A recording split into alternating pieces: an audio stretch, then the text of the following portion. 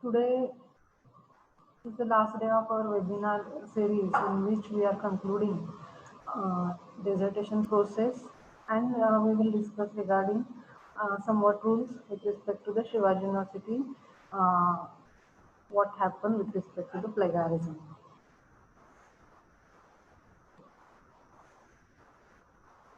So yesterday we seen various points of the synopsis, which include introduction, literature review, the relevance of study, aim and objective, scope and limitations, and problem statement. All these points we covered yesterday with taking an example how we have to proceed for the same to write the synopsis. This is the second last point, that is the methodology. See, there are two words we are using simultaneously, methods and methodology. These two words are there, but two words having a different meaning. These two words having a different meaning, methodology and methods. Methodology is a process in which we are going to explain the detailed step-by-step methods and a number of methods, multiple methods or a single method by which we can adopt at the end of the that methodology the output of your any project or any subject. So that is the methodology.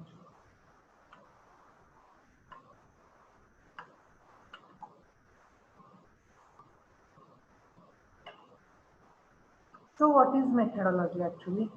Just now I told you there is a difference in between the words meaning methods and methodology. Here we are referring methodology for our dissertation process. So what to do and how to do the overall project, that we have to explain in methodology. See, we started which kind of topic we have to take, what should be the title. Title should define your indirectly your aim of project, the issues in that your project, the objective, somewhat objectives in your project. So the title will fulfill in that. But at the same time, specifically, you have to go to single point and explain in detail with respect to the specific and precisely what should be the relevance, what are the issues, why these things are happening, and why you are taking such a project. In literature, you will find out the gap and how you can fulfill that gap in your further process. And to after finding out that particular existing knowledge gap, one of the point you will take for your study, and that will go for further presentation of your project. But for that there should be a systematic method you have to acquire. There should be some systematic method you have to acquire to adopt your final output. So methodology should be organized after you are submitting your synopsis. You can start some part, but actually the method started from the topic selection. So the first method maybe we can call as a literature review. It's a continuous process from start to end of your dissertation. So organized table or framework which explains the step-by-step process of your project, that is called as methodology. See, organized table or framework which explain the step-by-step process of the project to come up with final conclusion. Those steps are required in your methodology, in the synopsis, in your dissertation booklet. Methodology means the procedure that will be pursued in your project. The step-by-step procedure, step-by-step process. A plan of work describing the various aspects of study in a logical sequence along with the methodologies to be employed. Along with the methodologies. Maybe there are different methodologies also simultaneously you can acquire for the same project. Many times what happens, single methodology is not applicable for your project, but we have to adopt some 2, 3, 4 methodology. So accordingly, you have to give the logical sequence of those methods and then put all those methods in a table or framework with respect to the sequence, which step will be first, then which will be the second, which will be the last. Accordingly, you have to develop your methodology. That may change in between the process. That may change in between your process of project. What are the aspects of methodology? Methodology must be appropriate to the problem under investigation. What happens many times, that happens actually at undergraduate level, uh, students did not know anything about the methods and the methodology, which kind of problem we have, what is our topic. They are using a general typical chart for their project, which may be applicable for any project. Such type of chart, those are available on the internet, and they are using such kind of charts or framework or flow diagram, whatever it may be.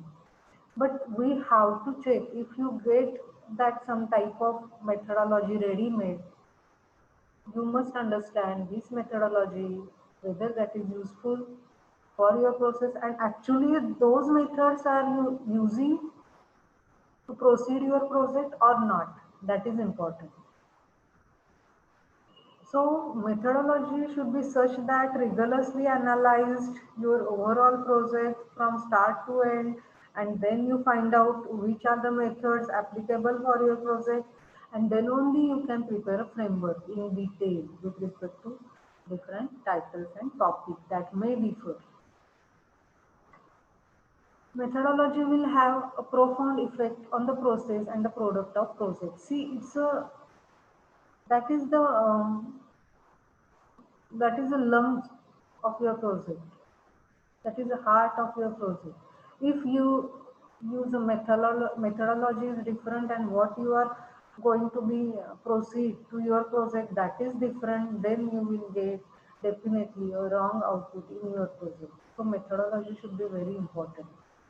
Methodology helps to demonstrate the idea about the nature of work likely to be involved. See why synopsis is important. Synopsis is give a very clear idea about your project and what your thought process is with respect to your overall project. Doesn't need to see the overall booklet itself, but only synopsis should give the brief idea what you have, because how you are framing the title, that is the first point. How you are introducing your topic to readers and the reviewers, that is important. Then how we are proceeding towards literature review, how you can find out the gap in between the existing knowledge, then that gap should be relate with the relevance of the study. Then you have to find out the problem statement, and accordingly you state the aim and objectives to come up with the scope and limitations. See, all these points give the very clarification to your project and your ideas and what should be inside in the project. That will give the insight, overall insight of your project. So no need, many times no need to see the overall project. The summary is very important.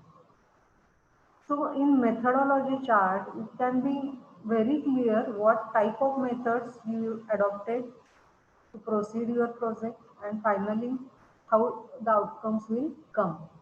What outcome will come, that is differ. The outcome may be a failure, that should be wrong, but if the process is correct, that doesn't matter. Methodology at the same time, what is important, methodology should be brief but should have a thorough enough to assess the feasibility of your project. Many a times in university, what we see, ki methodologies are written in a theoretical manner. Doesn't matter. You can write with respect to the points also. But what happens? That may be 2 3 pages. They are written ki these points, and but what the reader will get confused what he or she wants to do throughout the project. So that should not happen. That should be brief enough, as well as that should be give the explain the feasibility of your proposal. So that is important. Methodology for a design thesis differs from the research thesis. Now, somewhat level. Why differs? Because after researching something, you can design. We could not design directly. That is the point. Methodology for design thesis differs from the research thesis. After research only, we can stop up to research level, and we can go further for the design level. But without research, design is not possible. Okay. See, in architecture, design is very important. What we see that many a times people are going to start directly designing, but that is a wrong process, very wrong process. How and what you are going to design, that is not going to reflect in your design. What you want to do, you could not explain. There are only the lines and colors in your paper or on your screen. Otherwise, there are no concepts, no thoughts, no themes, no any solutions for the problems, nothing. But when you finalize a topic and you research on that to finalize the title, to find out the issues, to state the problem, to find your aim, and accordingly frame your objectives, that is called as a part of research. Then only you come up with your design program and you can get the final design output. When you got the conclusion at research level, that should be achieved in such kind of design, then only that can be applicable in the design process. Otherwise, what you will do in your design, that is not clear. That is not clear means that is very vague. We are doing something, that is only happening. For whom, for why, whether it is feasible in that context, in what approach you are going to proceed your design, why that approach is important, whether that is feasible in today's context, what type of people are using such kind of project, which category and which class of people are using that project. All those number of questions are there that should be solved at first. You have to conclude and clear all those things, then only you can proceed for the design. So the methodology for design thesis differs from the research thesis. Research rigorously, you have to conclude what should be your, you come up with the design program. Indirectly, when the conclusions we got, from that only you can come up with your design program. Both methodologies require a systematic connection to the problem statement. See, these two both methodologies require systematic connection to the problem statement.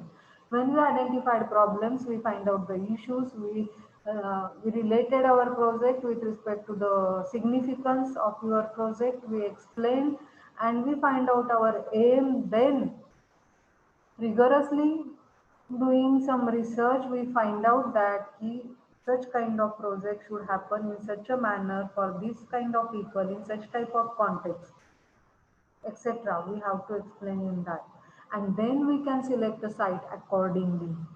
So see, the research methodologies, context for study, study population, data collection methods, data analysis methods, conclusions, recommendations, and then design methodology. From that we can start selection of site and justification of site, design program, conceptual thought, design ideas, and design outcome.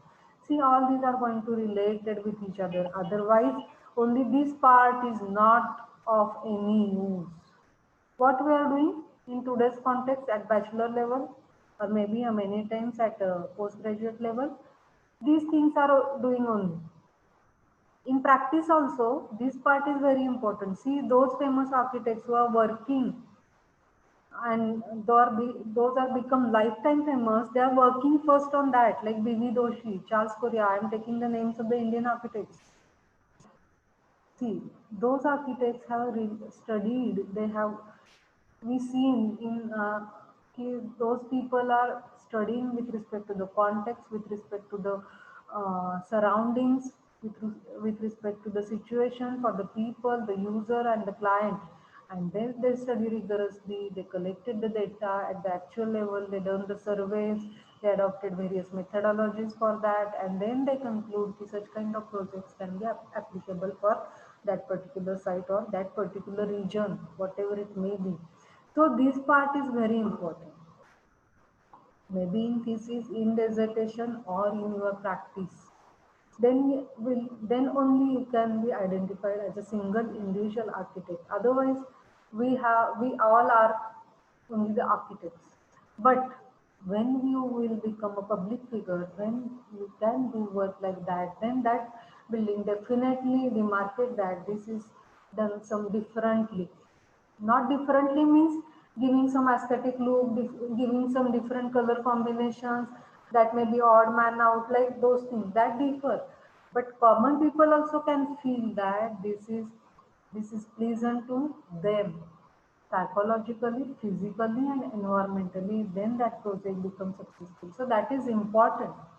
The research methodology here, what we do in all over our series of years of working or in studying, this part is missing many a times. Not I'm not telling in general. Many a time this part is missing, not only for thesis but and dissertation, but in daily routine we have to adopt this, and then this, then only the project will become successful.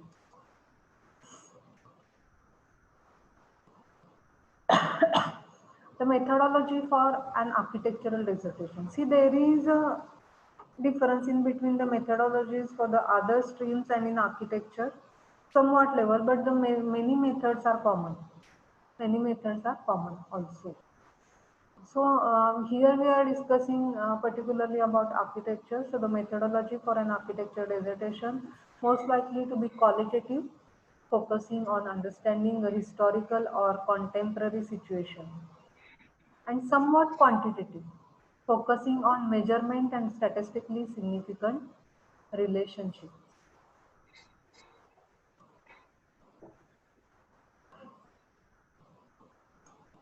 Okay, here means what we can adopt two types of methods, or we can say that many a times we have to adopt these two kinds of methods simultaneously.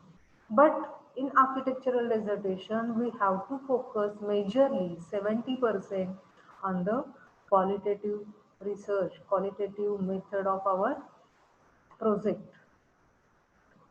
That should be focused on understanding on the historical concern of that project as well as the contemporary situation scenario. What are the current issues, what is the current status of such kind of project. We, we have to check the feasibility in current situation, many things we have to do, and for that qualitative method should be adopted. Here the quantitative base is also required. See, I'm taking an example of a conservation project.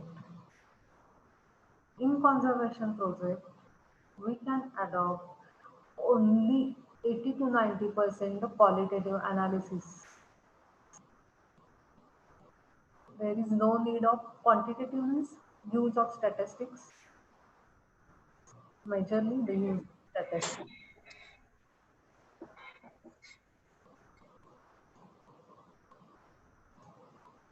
So the use of statistics majorly in all kind of projects is required.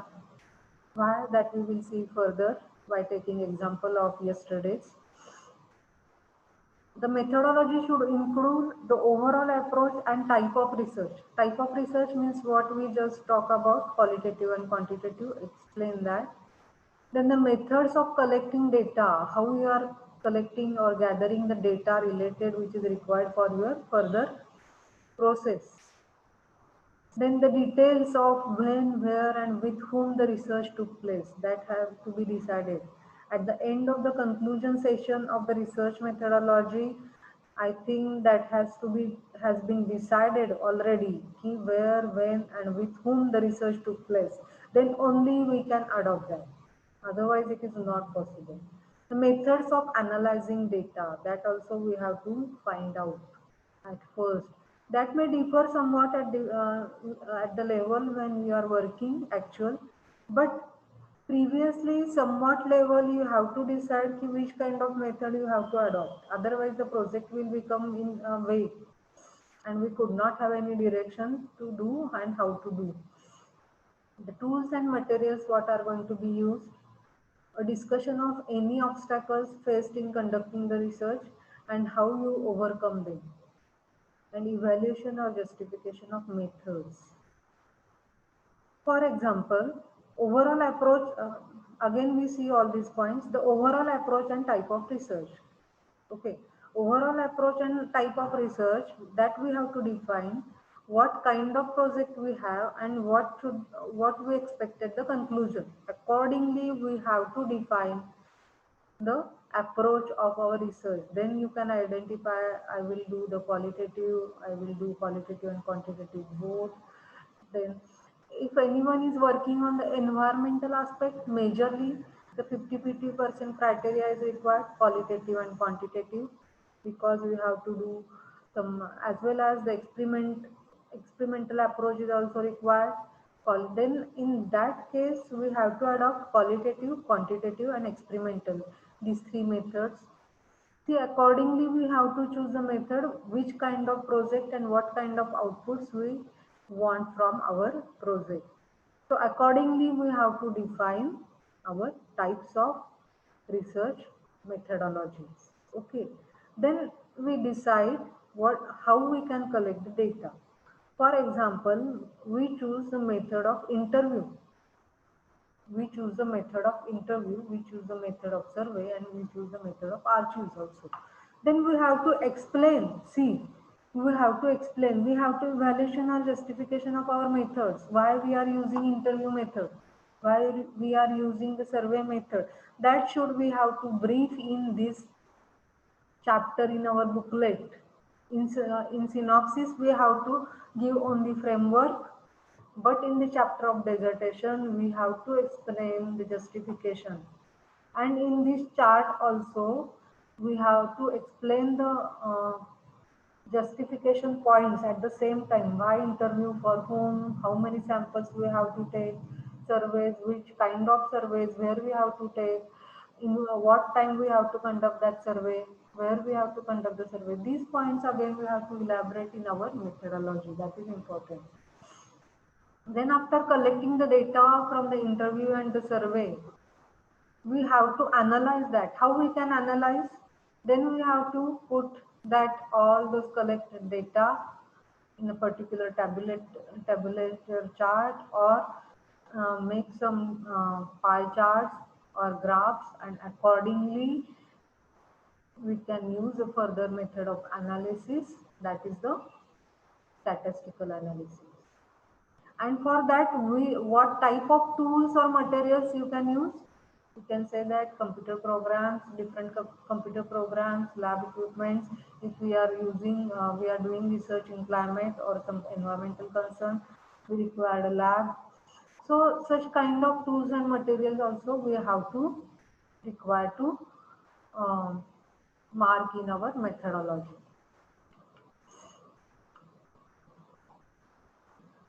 See, no one methodology is better than another.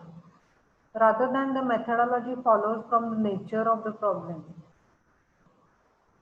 See, doesn't matter which method is good or bad. All methods are good for all when we are using that particular problem. See, first we have to identify what kind of problem we have.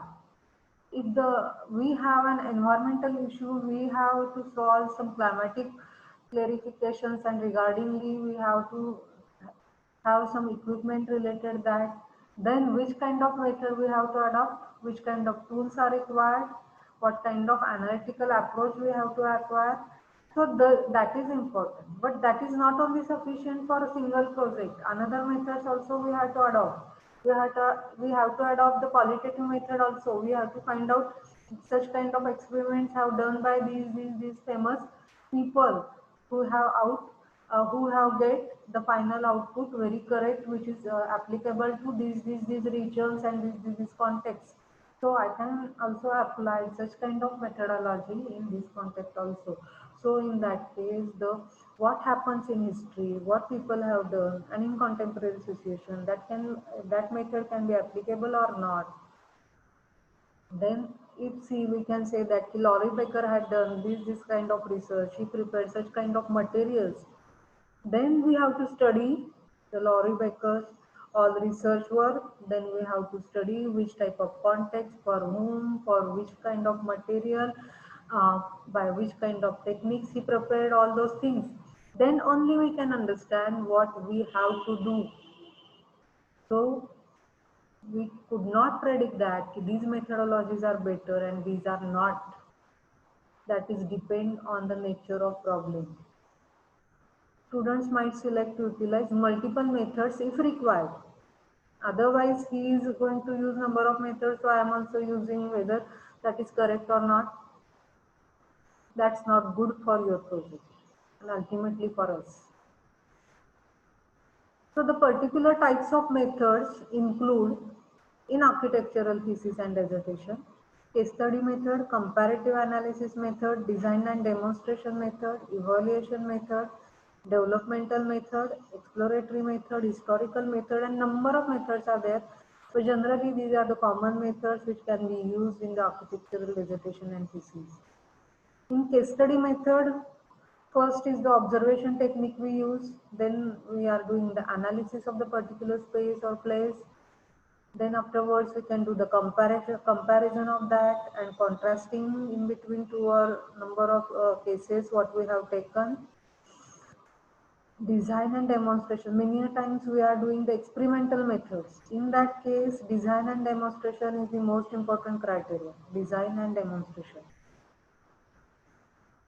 In history, the people are doing, those are in the real world, they are building something and again demolishing if that is not correct with that point of view what they want. But in today's context, we can do in our labs, design and demonstration. Then evaluation method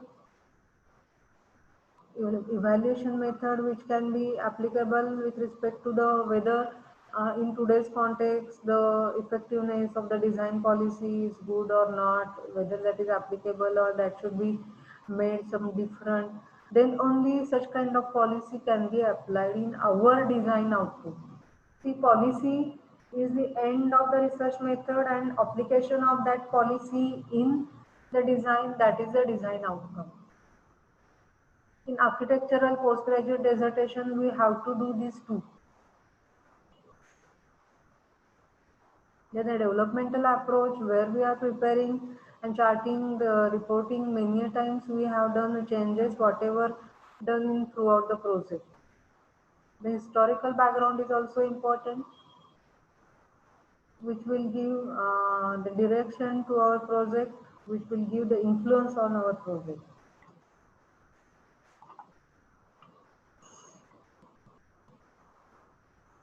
And for all those things, the time schedule is also important. A time schedule for the various aspects of the proposed research may be provided wherever possible. Time schedule means not your overall project time schedule, but when and where you are tackling these research methods as well as the design methods, that time schedule is important. When you are doing survey, then you have to identify when you want to do traffic and transportation survey, then there are various types, 24-hour survey, 12-hour survey, peak time survey. Means we have to identify which kind of survey we require for our project, whether that is required or not, or we only require a parking survey. If there is a problem of parking, then whether only we can survey about the parking or we require to know about the traffic, where these vehicles, from where these vehicles are coming and where those are going, how much time they are living in that particular road on street, then why this on-street parking is required, whether we can provide off-street parking or not. I am taking a single example of that survey. And for that, when you are going to do survey, first you have to identify a general observation process. Before we have to do a survey, we have to observe those streets, those roads from morning till late night, or from early morning till late night, throughout the day and night. Many times people are parking only at night. Many times people are parking so many days, day and night. People are coming in few hours only. People are coming for working hours only. All those things are there. So first we have to observe all those things. and then decide which time we have to do the survey, whether we have to do it for 20, we can apply the survey method for the 24 hours, whether we should apply for the 12 hours, whether we should apply for the working hour or for the peak hours. All those should, and for that the time schedule is most important. See what we are doing for the study of the activities of the people in a particular space. For example, garden, for example, stadiums, for example, streets, for example, commercial complexes. Then again also we have to chalk out the time schedule, in which time we have to do the survey. And accordingly, you have to mention in your methodology from which time to which time, from which time to which time you are taking the survey, and in between that gap, why you are not taking such samples there.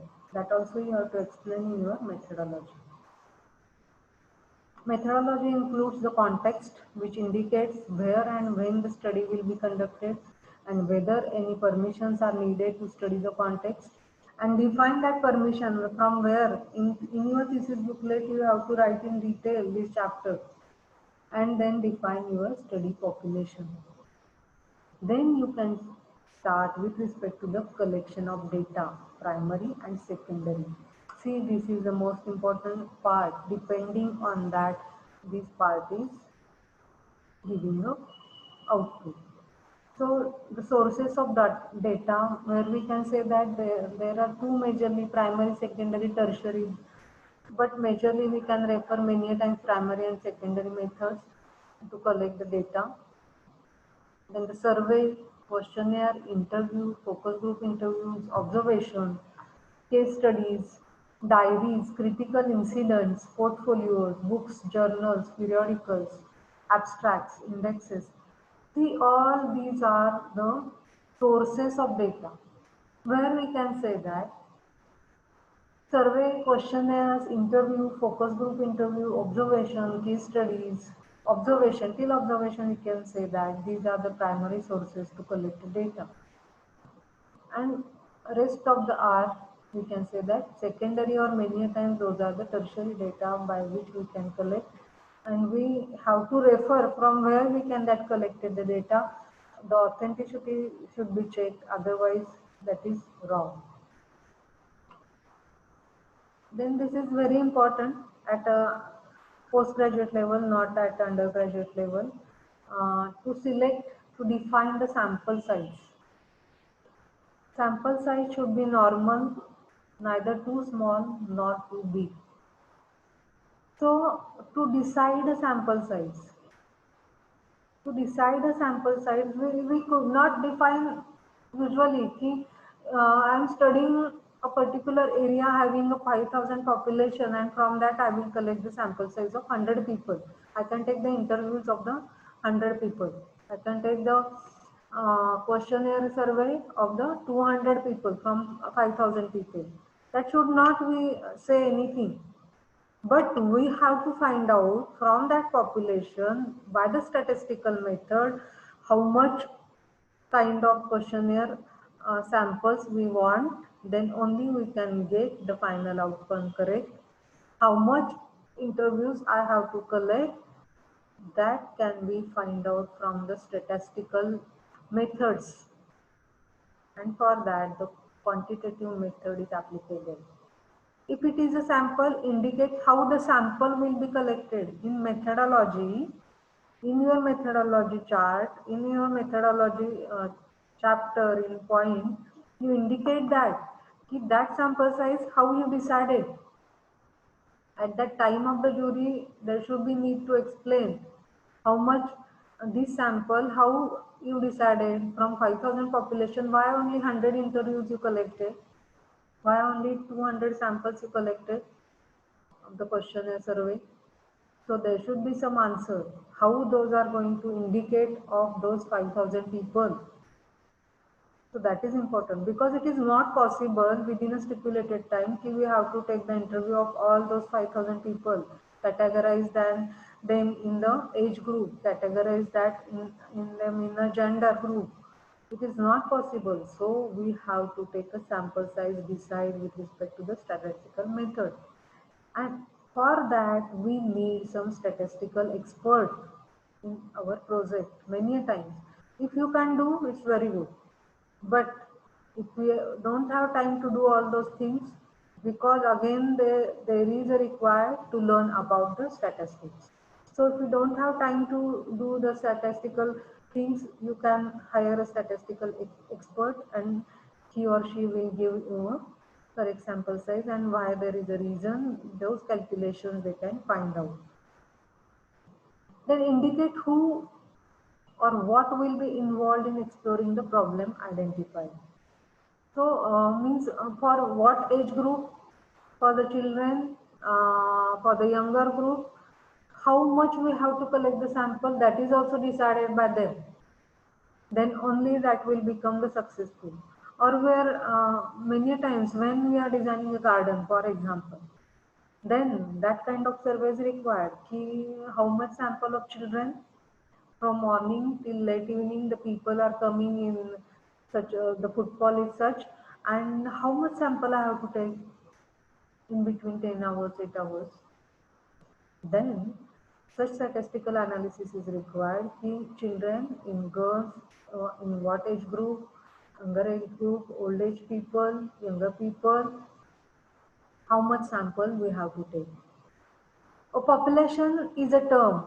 In context, we choose and we study the population. But the population is not related with only people. But a population is related with single person or group of people, or that may be the indication for the building or group of buildings, a type of place or the publication or the group of publications, and so forth.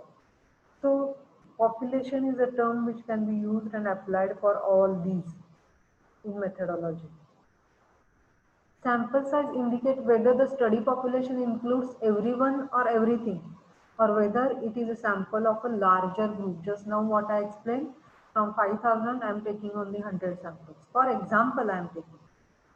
That depends on the statistical analysis only. So in methodology that will be clear that. So there will not be questions afterwards in your project. You have taken such time samples and you are doing project for such kind of population, how it is feasible, how it is workable. Then there should be some proofs to tell that this design based on this research. Then after collecting data collection techniques, what we see in the questionnaire interview, direct observation. Just now I have given the example of the traffic survey and the parking survey. When we are observing, means ourselves we are going there on that particular site and observing throughout the day and night, and after that only we can have some points on which points we have to do survey and what type of survey is needed, what type of time schedule should be that, and all detailings we can do only after direct observation. So what I feel is that direct observation method should be applied to all type of project. That is the first, that should be the first stage of your start of project. And then you can decide the interviews, the questionnaire, the photographing, the video taking, whatever it may be for studying your context. Then analysis accordingly required by direct observation, what viewpoints collected, these kind of people are coming, these activities are happening, people are standing, people are watching, people are praying, reading, number of activities are happening, two-wheelers are parking there, people are sitting like this. Whatever it may be, what data you collected, from direct observation, prepare a chart of that, decide on what type of activities we have to work, for what type of people we have to work, and then start to collect the data accordingly after decidation of the types of methods. And then only we can analyze the data. After collecting the data, that should be put in the tabulated format, and then only we can analyze that with respect to the theoretical aspect or statistical aspect. The data analysis methods maybe depends vary, but that should be a systematic and transparent. So What we have taken the example of the research methodology, that is going to continue with respect to the design methodology. After finding out the conclusions of the data analysis, we can only choose a site. Then only we can choose the site. We can justify accordingly based on conclusions. And this site is suitable, and based on these problems, this site is feasible for such kind of project. Then only based on the selection of site and based on the conclusions of your research, you provide a design program. Because in your design program, you have to explain how the program was generated. See, many times we told people to come up with your design program, they directly come up. They don't have any conclusions or the outputs from your research, as well as there is no any site justification, only the site selection. And they come up with design program. How come it's possible? It's not possible. If possible, then it's wrong. The design outcome will becomes wrong in that case. So include a detailed description of the process for developing of design program is important in design program. Based on what you choose this design program, why these areas are required, how much activities are happening in that particular site, for whom you are doing such kind of project, what kind of population it is here is accommodated, what is the density of that site, whether what will be the skyline of that site. All these will come from your research conclusions. Means what? In your research conclusion, in your selection of site, and in preparing of design program, there is a hidden your design zoning, most probably, or design concepts. So no need to think differently on the concept. And when you are thinking very differently after choosing a site, then again there is a wrong method. No use of that concept to your site. You have to justify that. And for justification, the conclusion of the research base is very important. Then the method of design. When we come up to the design program, then we can adopt how to design, what should be the process for the design. Based on all these processes, conclusion of the research and up to design program, then only we can work out which kind of design methodology we can adopt after all those kind of research. Maybe that may be the conventional method, that may be based on the precedent, that may be based on particular architectural typology, that may be based on the functional analysis, or maybe original. But there should be some systematic investigation of your design parameters. These are my design parameters. How come they are there for your design? That should be explained systematically. There should be investigation that we have done in our research methodology. And then we can combine all those things, and then we decide the weightage on what we have to give and what we have to give less weightage. See, all the things are coming simultaneously in our design. The site is there, user is there, climate is there, geography is there, community is there, history, contemporary, context, all situations are there.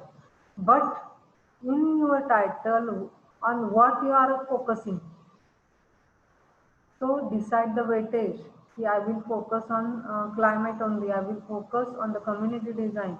Rest of the things are there in your design, but you have to define the orientation of your design. Not I am telling about the orientation of site, orientation of design, direction of your design, the weightage of your design. Then only decide the criteria to success your project. Yesterday, we have taken the example of the sustainable housing, application of qualities of social sustainability in urban India. So here we can apply the qualitative and quantitative method. Here we are not applying the experimental or any other method. And first part what we done, that is a literature method, literature review. That is the first method. what we adopted from start till end. And then we can define the qualitative aspect. This is all the qualitative aspect by which define the context. We define the small towns in India, case city, Sangli, for example.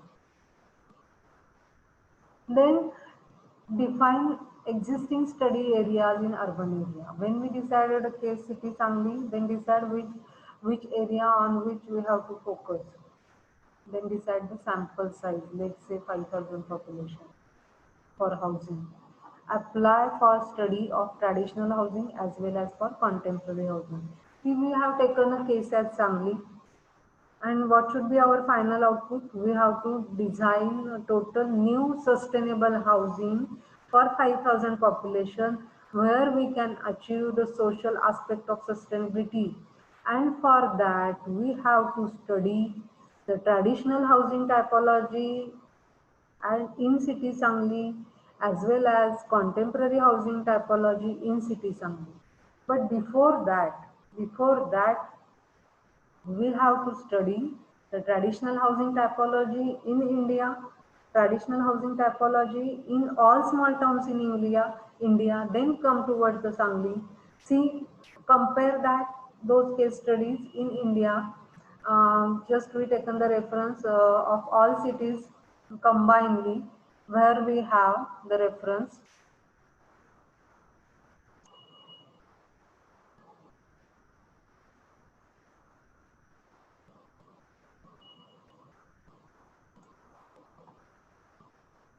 See all this when we see the traditional housing typology in India, traditional housing typology in small towns in India, and then Sangli, we have to compare all those things. And some things may be common and some may differ according to context. And then we can conclude that these are the typical common features in the traditional housing typology in all over India. These are the common features which are application for the traditional housing in small towns in India. And these are the features which are applied in city Sangli. And with respect to context, these two features are again added. Then you have some conclusions that such type of typology of housing which is suitable in that context and what type of social living were there at that time, how the people are, what they are doing.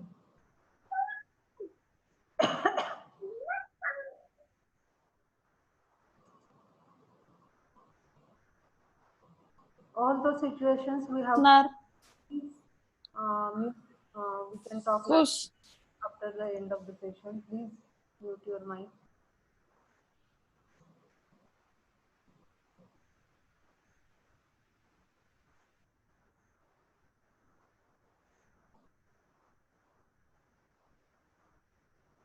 Okay, so after comparison, we can get the similarities and we can get the differences. All those we can get through the literature review. Then the next step is what? What we explained here. Actual we have to do the survey. Here, actual we have to do the survey with respect to city Sangli. First we done the literature review. What we got from the literature, we have done the analysis and we have some findings. Then we have to cross check actually after surveying the typology of traditional as well as contemporary housing. What is the situation? What is the scenario with respect to the social aspect? Where there is a need in contemporary to have any social concern for the housing in Sangli city? Whether there was any concern of the social aspect in traditional housing in Old Sangli? If yes, then your project can go proceed. And if there is a difference in the features in the traditional housing and in contemporary housing, then why there is a difference in today's context? What typology is needed? Because of what are the constraints to do such type of housing? And what we can do in addition or alteration for those housing to give the social concern. And for that, you have to base your whole program of survey. For that, you study the housing typology, then the planning features of housing, house typology, housing typology, planning features, Design approach, different spaces and places with social qualities, existing planning policies and guidelines, if any, find out qualities of social aspect, synthesize all the above and conclude what you can do. And then only you can interpret all those points in your design. After finding out the positive and negative points, you can conclude that these are the points which can go further in continuation in the contemporary housing typology till today with respect to social concern, but those are missing with respect to the design approach, today's design approach because of the planning guidelines of the contemporary. We have to modify that and accordingly we have to revise our design policies and housing typology should be like this. You can prepare a model for that. So that should be your design outcome. For that many methods you can adopt. For this project, videographic and photographic survey. The area selected for the study, you have to go there from morning till late evening. You have to do the videographic presentation, photographic, by which it will be easier to analyze what is happening and what is not happening, how people are living, how they are interacting, whether they are happy or not for these situations, what happens with respect to their psychological concern because of the spaces and places, whether that is important or not. Do the traffic and transport survey because of some things are hampering or not. Then what will be the solutions we have to provide in our planning policies. Then observation of various activities of people of all age group and of all class from early morning till late evening. And for that you have to need to do the activity mapping. Then we have to take the focus group interview, means the group interview. Randomly we have to go there in a single group where the people are sitting together. You have to ask some questions and write down the answers randomly what they are speaking, and then we can conclude. Then the questionnaire method, random sampling you can take. So this is, I'm giving just a brief of the methodology. I'm giving some example. We need to elaborate that all those points. So that is the end of our methodology point. Then the last point of our synopsis and your thesis booklet is the references. At the end of the synopsis or at the end of the booklet, we have one another point, that is references. Many times we can add as a bibliography also. We can add this in the, or maybe many people we can add as a bibliography. See, there is a difference between references and bibliography. So what is that we can see here? Generally, we are using very vaguely these words. See, references. Whenever dissertation uses words, facts, ideas, theories, or interpretations from the other sources, those sources must be referred. Those sources must be referred. Maybe you use single word, some facts from other literature, or from any image or anything, or the theory or interpretation of those in your words, then also we have to refer. Referencing is needed when, those things I am repeating again, when we copied the words from the books, articles or source by exactly quoting. Many times we use, for example, Louis Sullivan tell that form follows function. So we can add that in quotation mark, right? The form follows function is the slogan of Louis Sullivan. Less is more by the Miss Wenderley. Like those. Those are the quotations. Those are the symbols of the concepts of their design. And that we are using in our design approach, then that used as it is imported, and we have to explain that these architects use this quote, they have their quotations like this, and that design approach I am explaining in my design. So we have to refer. Lee Corbusier has told that we have to work on grid only. Then we have to write like that. Mention the name of the author, mention the name of the architect, the planner, whoever it may be, we have to mention strictly. Otherwise, then that can be called as a fraud or the theft. So used an idea or fact from the outside source, even if you haven't used their exact wording. Many times what we're doing in literature review, we are paraphrasing or summarizing. See, we read a chapter from one single book and that summarized in a single paragraph in our literature review chapter. But when we are paraphrasing that total chapter in our words, but we are explaining their ideas, those authors' ideas.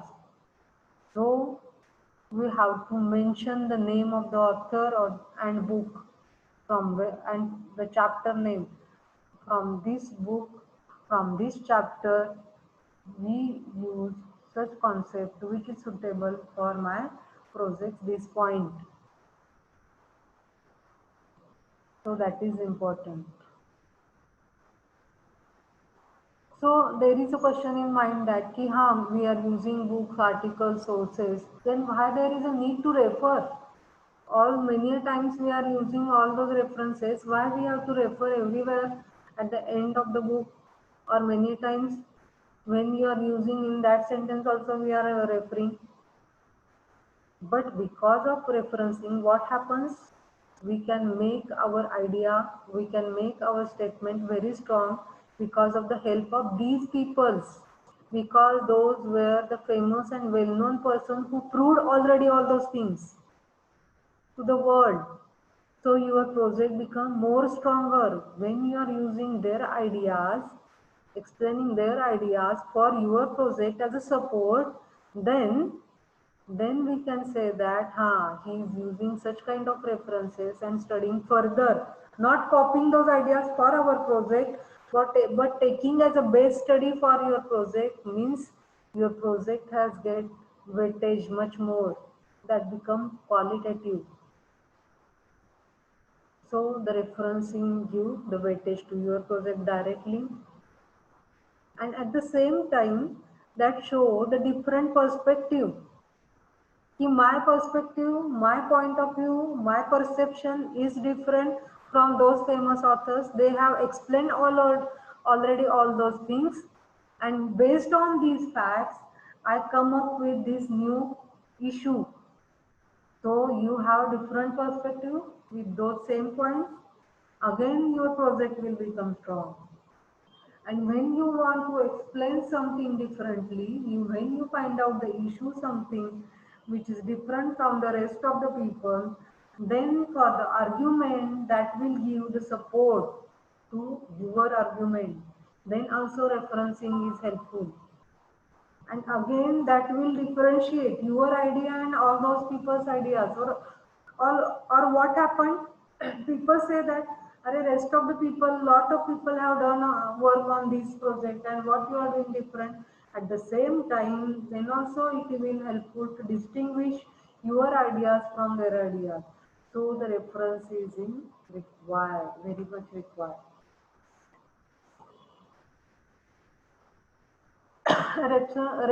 Referencing is used to show the reader how your argument relates to big picture, to tell the reader where ideas from other sources have been used in your project.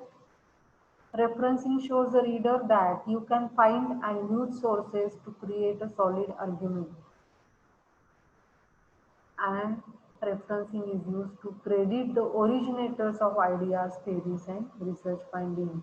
So we are not using their theories, their ideas, that we are clarifying by referencing. That is most important. See, general knowledge does not require any references. Many times we are using very general statements. Mango is sweet. So that is not require any referencing. References are not required when applied knowledge is part of common professional base and can be termed as general knowledge. See, there is one another term, that is citation. Just now I told you that there is a difference between references and bibliography. That may be the last part of your thesis or dissertation booklet, or the last part of your synopsis or your summary part. But the citation is one different thing which we have to include in our overall writing synopsis, writing report. So what is citation? Citation is a type where we can write in between our paragraphs. See, there are two elements. First, the citation is called as in-text citation. In-text citation, where at the start of our paragraph, what we are writing, or at the end of the paragraph, we are writing, this author has mentioned in this book, on this page, and this chapter, in that year, and by this publication, this is published. That may be called as a in-text citation, or at the end of the list, or at the end of the synopsis, or at the end of the report, there is a list of references. Okay, so in-text citations we have to use everywhere where is required. See, in-text citation, we need not to write detailed information about the publication, about details of the title of the book or the research paper, etc., what you are using.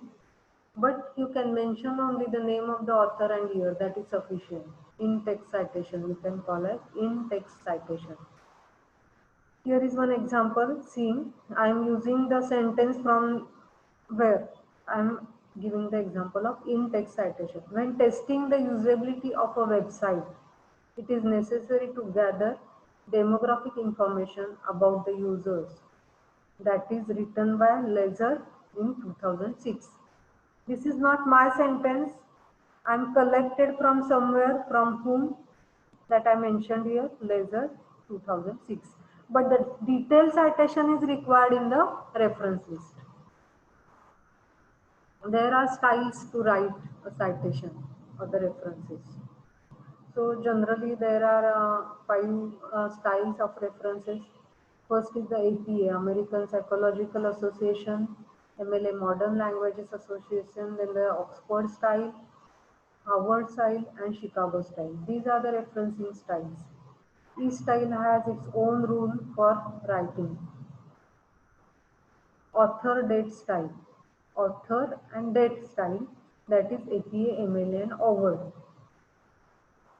For APA, MLA, and OVERT styles, author and date citation is required. Author's name inside the text of the assignment. And for documentary type of notes, in literature, many times art, in literature, Chicago and Oxford type of style people are using in the footnote at the end of the page. So in general, we are using APA and MLA style for science stream. APA style used in education, business, social science, humanities discipline. MLA, which is used in English and media studies. Oxford style is used in history, philosophy, and classes. Harvard and Chicago style used by some individual discipline.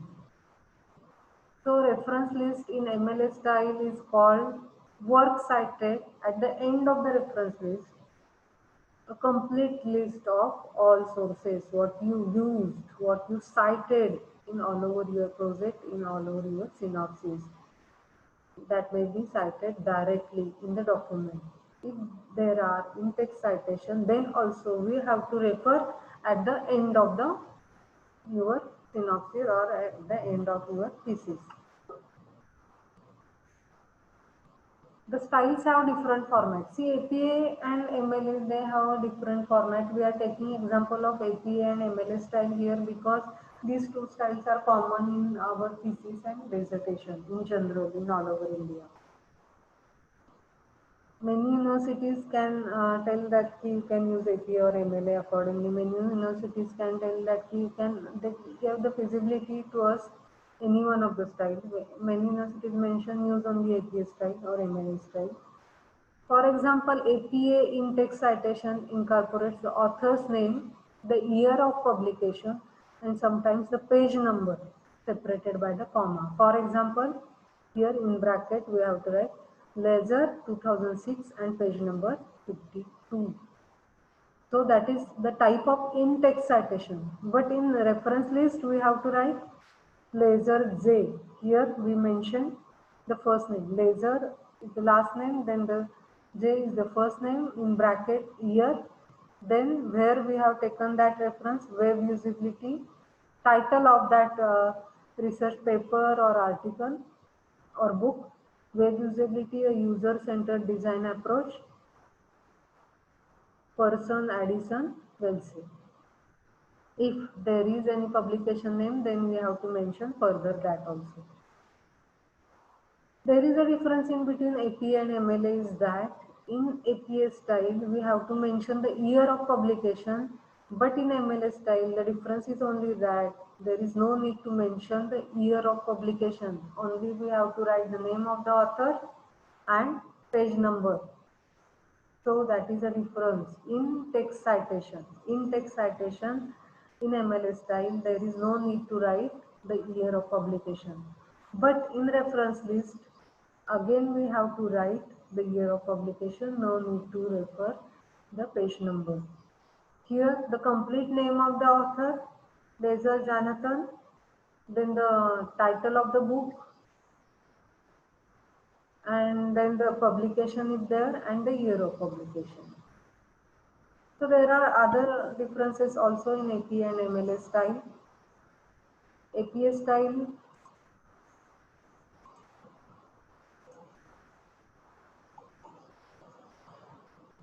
in APA style we can say that there is only the initials are used, but in MLA style we have to use the full name of the author.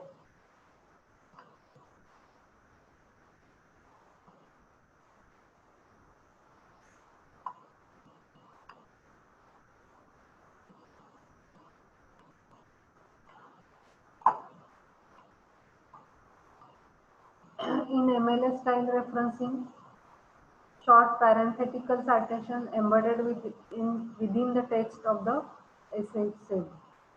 And in reference list, that is works cited, we have to write alphabetically. For example, here we can say that in text citation we can write the page number and the name of the author in this manner.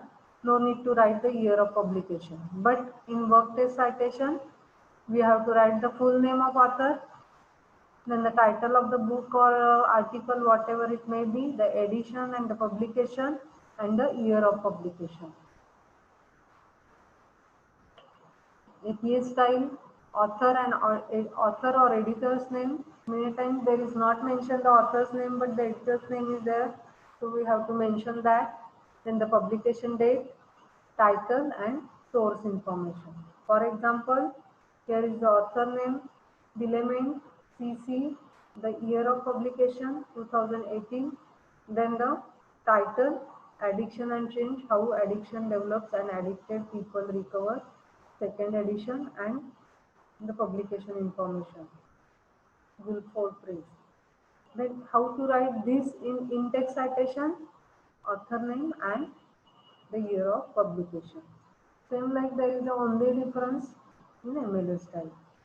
And how to write the reference of drawing, that is also important. When we are referring a drawing from anyone or everyone, for the government authority or from the anybody's drawing in conservation project, many times people are referring the major drawings, or many times we get the development plans or anything we collected. Many times we take the references of the case study, secondary data sources. At that time we have to mention the reference of the drawing. See, here we have to mention author's name, means who is the owner of the drawing, then the drawing title, then date of the drawing, publication, if that may be of corporation or anything, then you have to mention the publication. If there is a private company, you have to refer the name of that company, the collection name, number, then the folder name, file name, if any, archive, or from which library you collected, from which city you collected. All this information you have write in this manner. For drawing, means author's maybe 2, 3, the year, month and day, the title of drawing plan number, whatever it may be, explain that. Then architectural drawing, retrieved from name and location, and if you get from the URL or from online sources, then take the reference of URL also.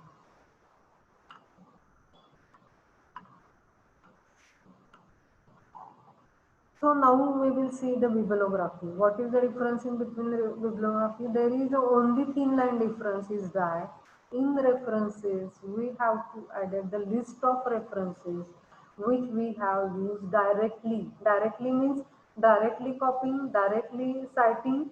At the same time, what we read, all we used in our research, in our booklet.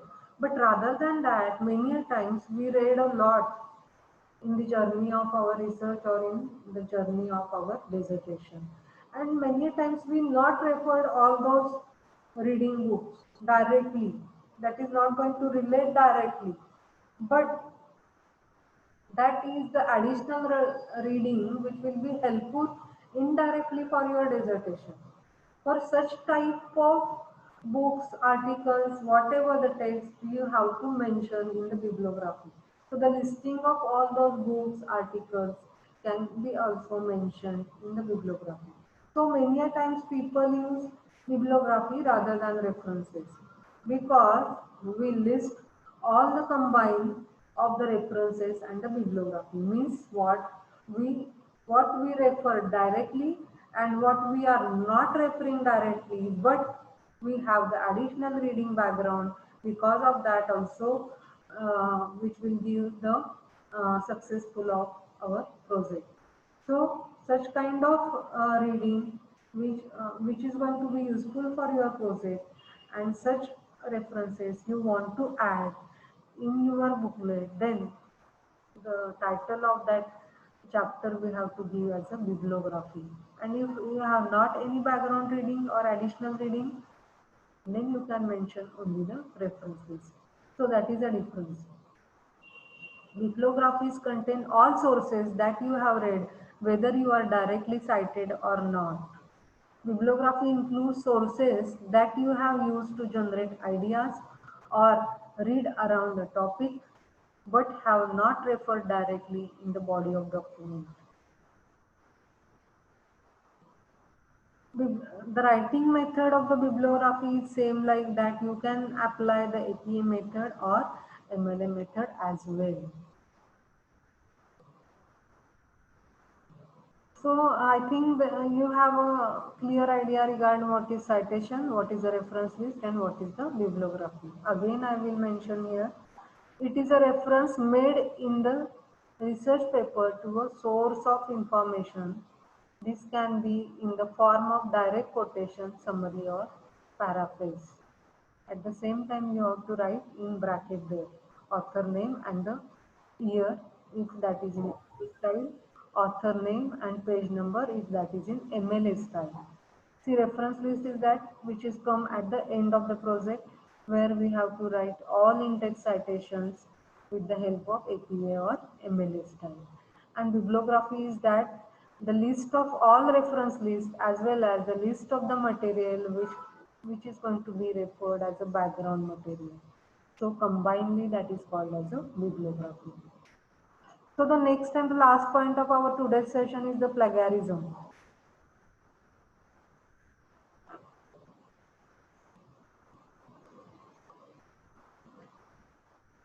So the plagiarism, what is plagiarism?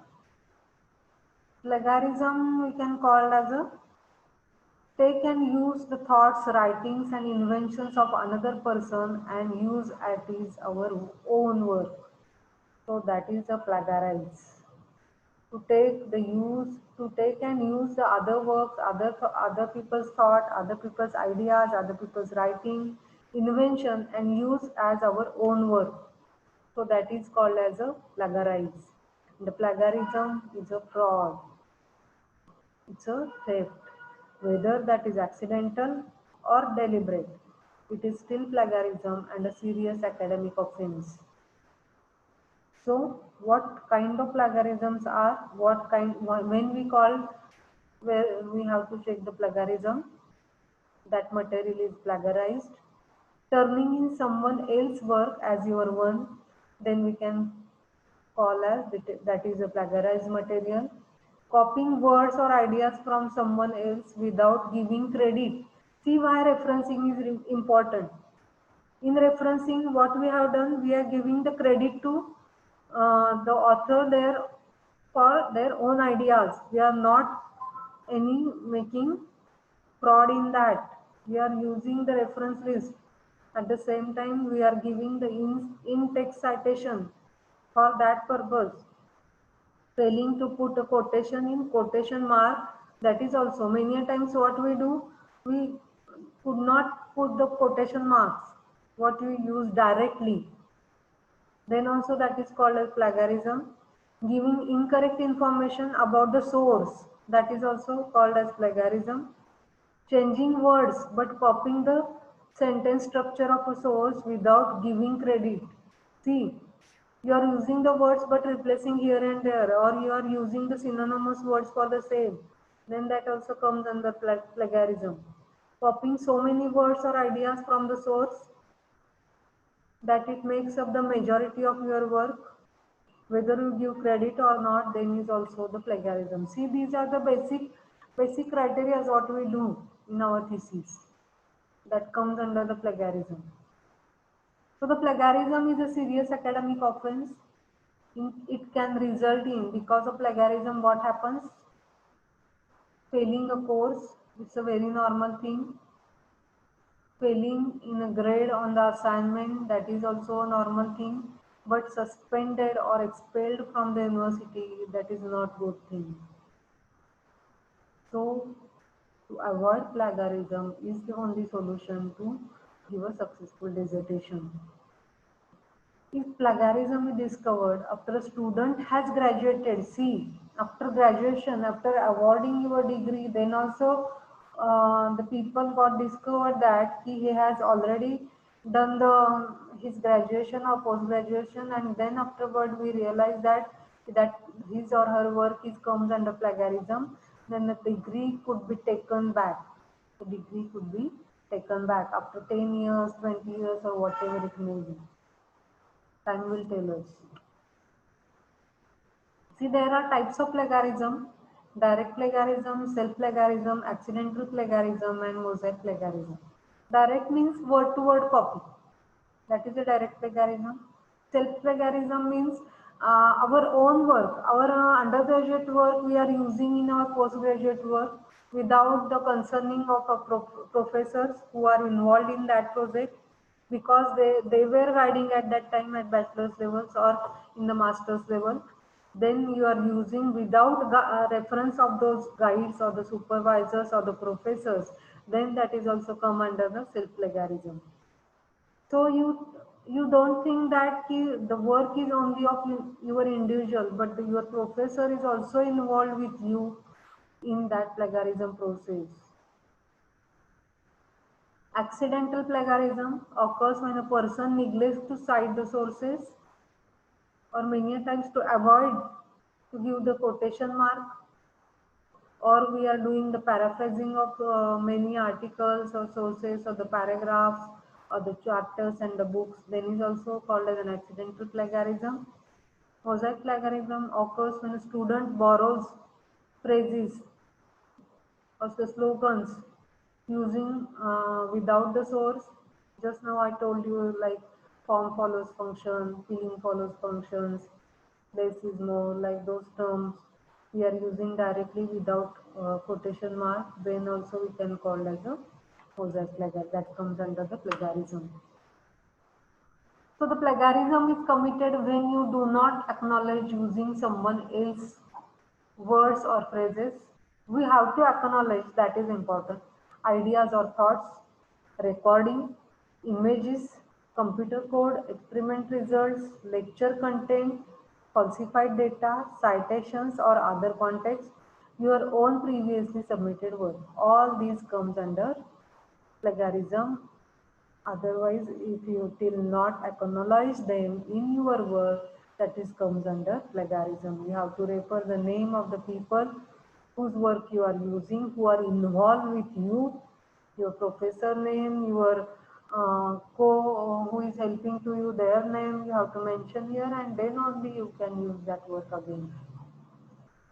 Plagiarized materials come from books, journal articles, magazines, CDs, encyclopedias, websites, online papers, emails, talks, lectures, etc. etc. Many things are there by which plagiarized material will come. Then how we can avoid the plagiarism? It's a very simple way to avoid the plagiarism. Use citations correctly, where you use all the things from the others. Maybe those are in a summarizing manner, maybe those are in paraphrasing manner, or maybe you are using directly as it is as a quotation mark. So you have to mention citation correctly. In-text citation here required. Citations are direct quotes of something written or spoken. Quotes are used when the actual phrasing, word choice is important and creates meaning. Use references correctly. What second option is what? To avoid plagiarism, use references correctly.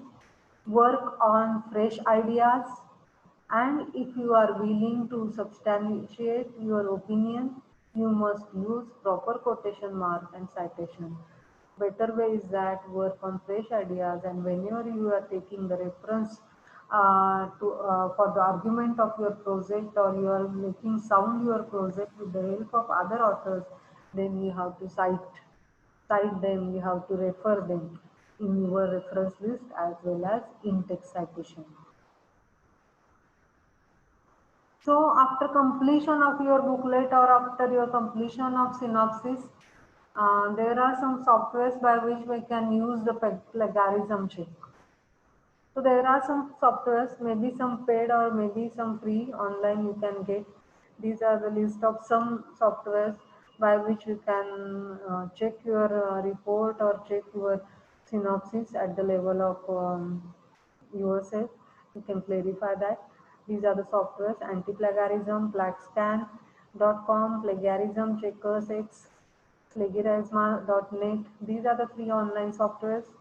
And Tertinin.com, this is the paid software which is used by most of the universities. So these tools are used which will give the faster detection of the plagiarized material, and which that detect that which material is plagiarized and how much percentage you plagiarize your content. See, here are some Shivaji University guidelines. Every university has their own guideline. Is it audible to you, all of you? Yes, ma'am. So every university has their own rules. Shivaji University has also rules for undergraduate and postgraduate plagiarism from 2018. These are the objectives of the Shivaji University. You can go to the site of the Shivaji University and you can see in detail, and you can collect in your library also for the reference what to do and what to not do. So the objective of the Shivaji University to create awareness about the responsible conduct of research, thesis, dissertation, promotion of academic integrity, and prevention of misconduct, including plagiarism in academic writing among student, faculty, researcher, and staff. So to avoid the plagiarism, to give the responsible research outcome, that is the objective of the Shivaji University. So they worked on this notification.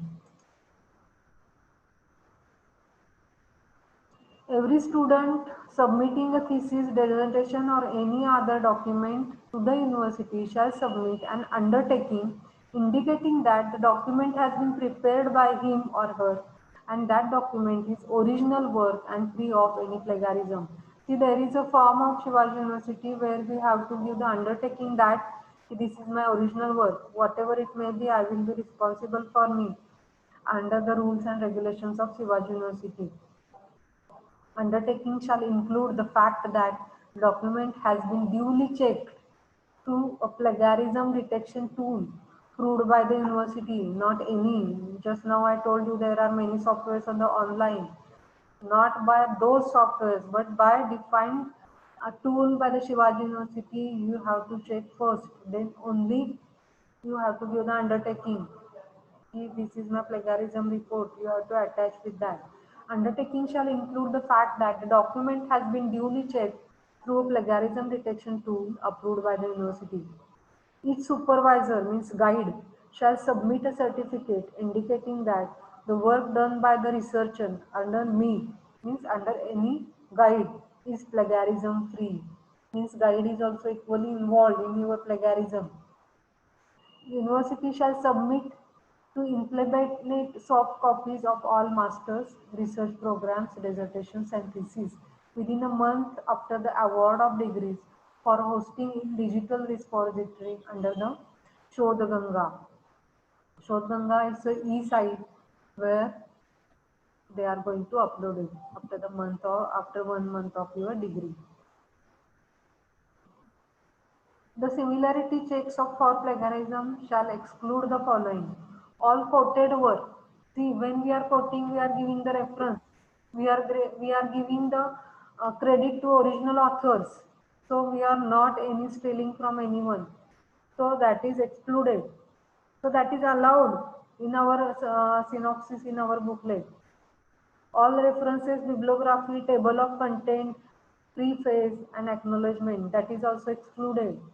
All generic terms, laws, standard symbols, and standard questions also is excluded from the plagiarism check.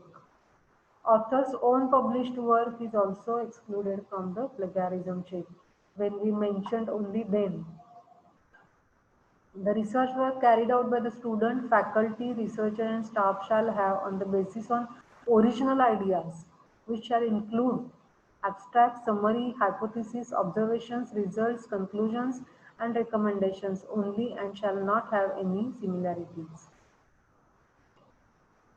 See, university has defined the percentage of the plagiarism. The level 0 percentage is up to 10%. Means when you are using the references for the 10% of your report, then that is okay, there is no penalty to you.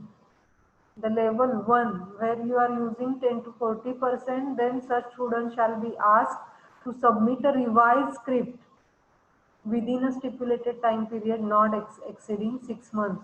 Means university will tell the student that go and revise your thesis which shall not exceed 10% plagiarism, and then only you have to submit again next 6 months.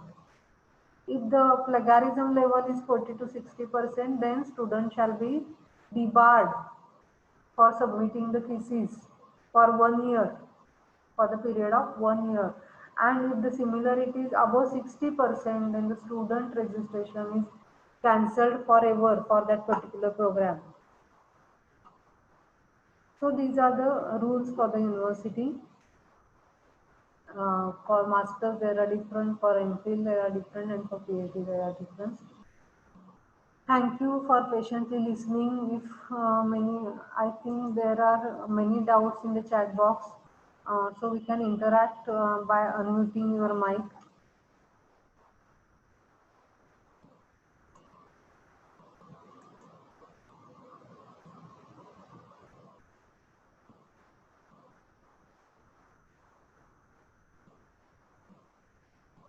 So you can unmute yourself one by one, and if you want to ask some questions, please. I will try to explain.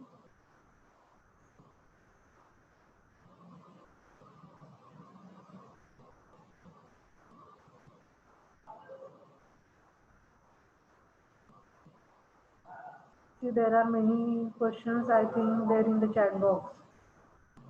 Like reference styles are a bit confusing.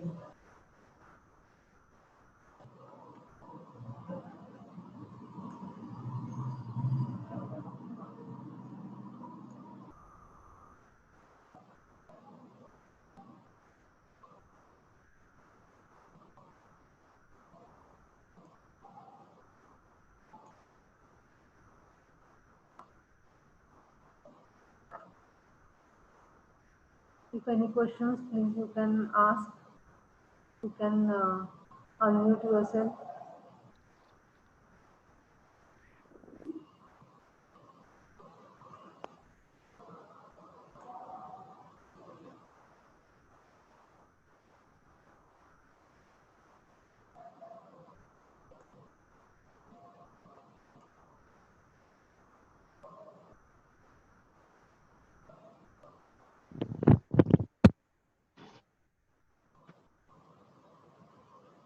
Hello,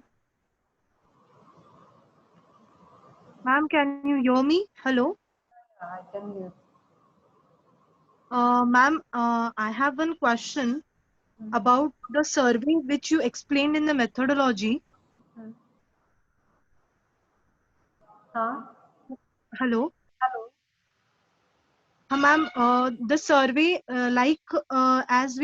as you have said that we can carry out, we have to carry out the survey rather physical or somewhat like that. But right now in this situation, will the outcomes of the survey won't be similar as it was before, so how can one find the exact uh, uh, you know uh, uh, exact number or exact uh, findings about the survey? So will it change the methodology or will it? Uh, no, there is no need to change the methodology because you decide your project title accordingly with respect to the current situation. Then you can not be any problem to take the actual surveys. And see, before survey, we have to do a literature review, and accordingly, also we can have some conclusions. And then the next step will be the survey. So in this situation, maybe this situation will not continue all over the year, but it will finish within 2 3 months, I think.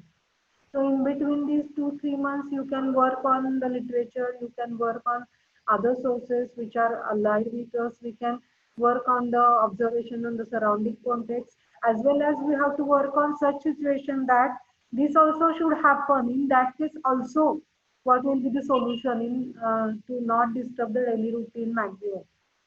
So such type of different kind of survey also you can tackle, which will help a lot in future because the scenario is changing drastically in all over the world. Any planning features will not live as long as more than 10 years, considering this scenario. So we have to make things that our design output should be such that that should be suitable in any situation. So you can take an example of this situation also. What happens because of the surroundings are like this, planning typologies like this. Taking the example of housing only, I am discussing this. Then what will be the solution? So that also kind of a survey you can do by direct observation, by taking interviews. Okay, thank you, ma'am.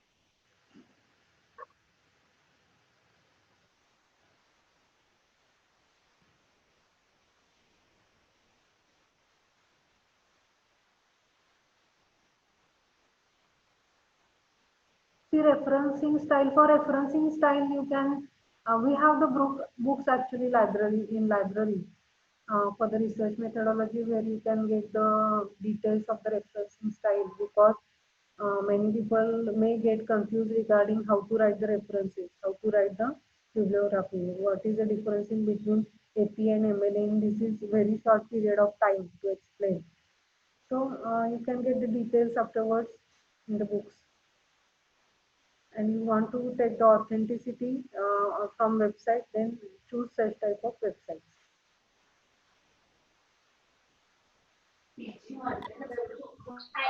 Okay, thank you, ma'am.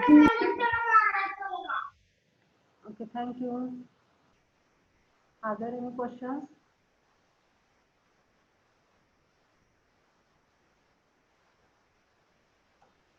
Thanks a lot, all of you, for patiently listening. Thanks once again from Appasaheb Binay College of Architecture, Sangli. Okay, thank you. Can we end the session?